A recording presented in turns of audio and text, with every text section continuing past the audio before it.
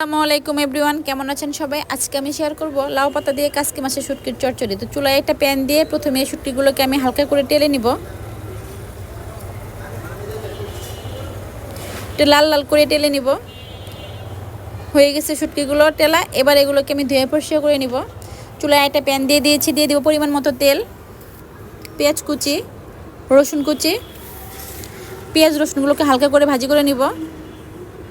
দিয়ে দিব কাঁচামরিচ, আগে থেকে পরিষ্কার করে নেওয়া শুটকি মাছ। এবার এই শুটকি মাছগুলোকে একটু লাল লাল করে ভাজি করে নিব। দিয়ে দিব পরিমাণ মতো হলুদের গুঁড়ো, অল্প পরিমাণে পানি,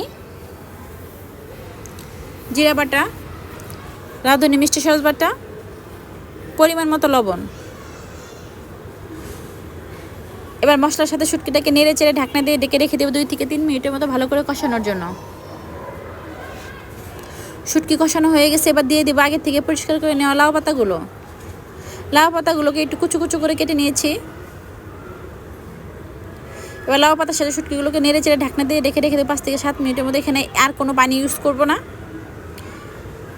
রেডি হয়ে গেছে কাসকি মাছের শুটকির চচ্চড়ি। এই শুটকিটাকে আমি একটু পোড়া পোড়া করেই করব। যদি আমার রেসিপিটা কারো ভালো লাগে অবশ্যই আমার পেজে ফলো করবেন বা কমেন্ট করবেন এবং বাসায় ট্রাই করবেন। সবাই ভালো থাকবেন। ধন্যবাদ। আসসালামু আলাইকুম।